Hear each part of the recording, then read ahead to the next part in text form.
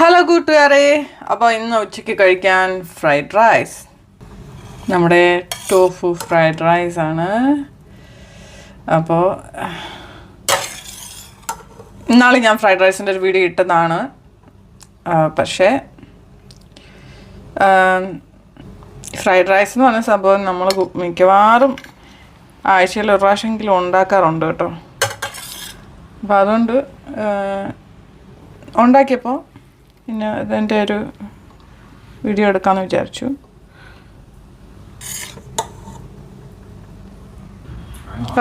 അത് ഓക്കെ, ഞങ്ങൾ കോണൊക്കെ ഇട്ടിട്ടാണ് ഉണ്ടാക്കിയിരിക്കുന്നത്.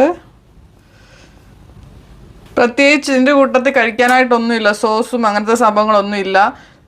കാരണം ആൻഡ്രൂവിന് അങ്ങനത്തെ സംഭവങ്ങളൊന്നും ഫ്രൈഡ് റൈസിൻ്റെ കൂടെ കഴിക്കുന്നത് ഇഷ്ടമല്ല. പുള്ളിക്ക് ഇതിങ്ങനെ തന്നെ കൊടുക്കുന്നതാണ് ഇഷ്ടം. സാധാരണ നമ്മൾ കടയിലൊക്കെ ചെല്ലുമ്പോൾ ഫ്രൈഡ് റൈസിൻ്റെ കൂടെ എന്തെങ്കിലും നമ്മൾ സോസോ അല്ലെങ്കിൽ വേറെ എന്തെങ്കിലും ടൈപ്പ് കറിയൊക്കെ വെച്ച് കഴിക്കുമല്ലോ. പക്ഷേ ആൻഡ്രൂവിന് അങ്ങനെയൊന്നും ഇഷ്ടമല്ല. എനിക്കും ഇങ്ങനെ പ്ലെയിനായിട്ട് തന്നെ കഴിക്കാനാണ് ഇഷ്ടം.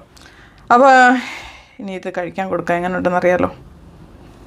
ഒത്തിരി സാധനങ്ങളൊന്നും ഇതിനകത്ത് ഇട്ടിട്ടില്ല, വളരെ കുറച്ച് ഐറ്റംസ് മാത്രമേ ഉള്ളൂ. ടോഫു, പിന്നെ അതുപോലെ തന്നെ കോൺ ഇട്ടിട്ടുണ്ട്, പിന്നെ നമ്മുടെ സ്പ്രിങ് അനിയൻസ് ഒക്കെ ഇട്ടിട്ടുണ്ട്. വേറെ പ്രത്യേകിച്ചൊന്നുമില്ല. ആൻഡ്രൂ സാറ് കഴിച്ച് നോക്കുന്നു.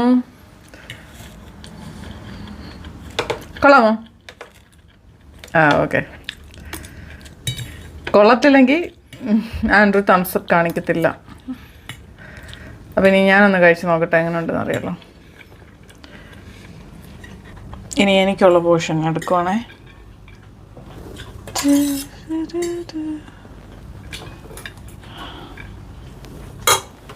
ഓക്കെ, അപ്പോൾ നമ്മുടെ ഫ്രൈഡ് റൈസ് ചുമ്മാ കുറച്ച് ഡെക്കറേഷന് വേണ്ടിയിട്ട് കുറച്ച് ക്യുക്കമ്പർ വെച്ചിട്ടുണ്ട്. ഓക്കെ, അപ്പോൾ നമുക്കിനി കഴിച്ച് നോക്കാം എങ്ങനെ ഉണ്ടെന്ന്.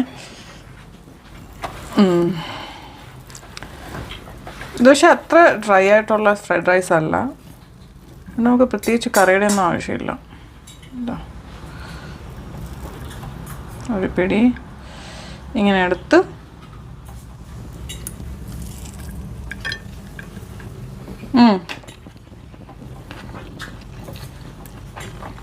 കൊള്ളാം കേട്ടോ.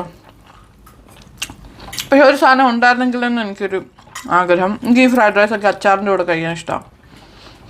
അപ്പം അച്ചാറുണ്ടായിരുന്നു തകർക്കും. അപ്പോൾ ഇന്നത്തെ വീഡിയോ ഇത്രയേ ഉള്ളൂ.